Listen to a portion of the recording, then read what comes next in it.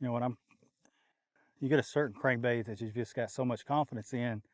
You know, once I get in that shallow area right there, and I'm just gonna kind of keep my rod tip high and just keep coming through it, and they will just load up on it. Crankbait gives you so much of an advantage on being able to cover water and locate fish. I promise you I could, you know, fish a football jig right here and catch them. Man, we did a show on a Ringo a couple of years ago in this very spot and just absolutely smoked them on the Ringo. But when they're biting and they're really moving that current, or, you know, you get that, you know, that high rating on fish activity, you know, that's really when you want to go out and fish a crankbait. Man, I'm feeling that rough bottom. Look at that rod tip. And you can just feel it digging. And that's when I just slow it down and just slide that crankbait along the bottom. Oh, there we go. There we go. Not quite as big.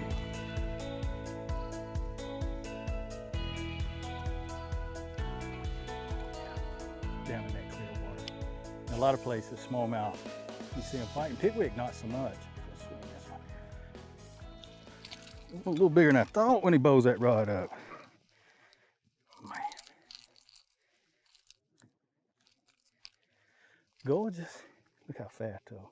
I mean, thick. I'm gonna take you guys through that cast.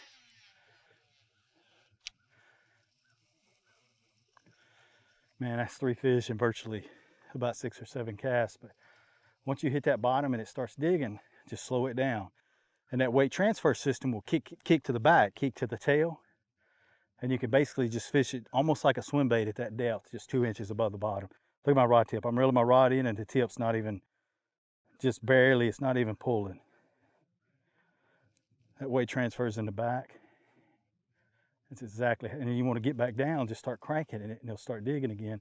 But that's exactly how that last bite was on the Navionics up here, man. It's such a detailed deal. Come up here and let me show you guys. You can see we're setting in 14, looking at the Ray Marine, and we're throwing into about 9 foot. And I love keeping my shaded depth, so I'm staying in the white, throwing up into the blue, and I know when I'm right in on it. I can zoom in on it a little more, take a look at right where I'm at. And you can see what we're doing. We're throwing up on the shallow bar right here that you can see. And them smallmouth are just stacked on it. Really what I want is where the current hit, the current's coming downstream, just hitting right on the face of it. And that's exactly what you... We're going to take a look at some of my favorite colors and the applications I like to use them. The lure we were using today is called Tennessee River. We named it that because it's just a gray color, always has been, a little bit of a pink hue with a grayish purple back along the top of it. Now another color that we've got that I really like is a blue moon. You know, this is anytime the fish are really aggressive or I'm around smallmouth. I really like this color, another great one all over the country. This color here is called Grand Shad. We named this after Grand Lake, just a really hot color on that lake and throughout the country. Lake Guntersville, this is also a really good color. And then we've got Pale Rider. This is a pretty cool color exclusive to ProfoundOutdoors.com. It's got a little bit of a yellow in it with a powder blue back and then the pearl belly, another phenomenal color.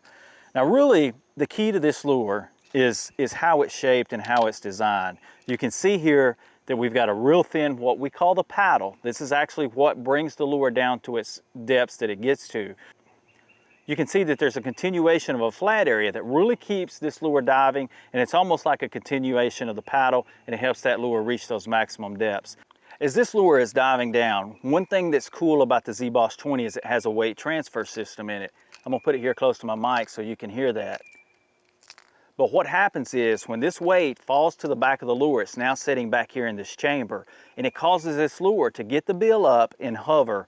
If this is the bottom, it hovers right along the bottom. That's going to happen when you kick bottom, it kicks back, that weight goes to the back, you can slowly reel it and it hovers, and that gives you a different feel than you've ever had with a crankbait. Oh, there's a big one. There's a good one. Oh, that feels like a heavy one. Oh, that feels like a good one right there. Oh, oh, that's a big one. That's a big one.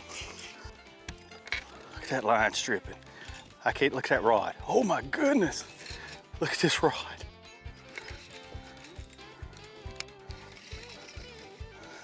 Coming around. Once you get under the boat, on the other side, it's a giant. This is a big one.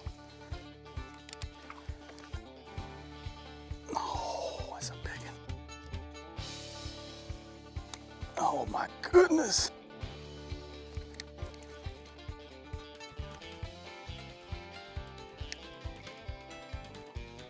Oh, I cannot even. It's a giant. Oh, it's a 12. Oh my gosh. Oh my goodness. Oh, stay hooked. Oh my goodness. Oh, it's a giant. I just saw his side. Look at this one. Oh my goodness. Oh, don't you come on. Oh, look at this. Oh my gosh. Look at that one. Look at that tail. Whew.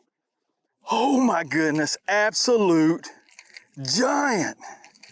This one is huge. Oh, horsepower. Oh my goodness. Absolute giant. Well over 10 pounds. Oh, he wasn't coming off either. I'm shaking like a leaf. Oh my goodness.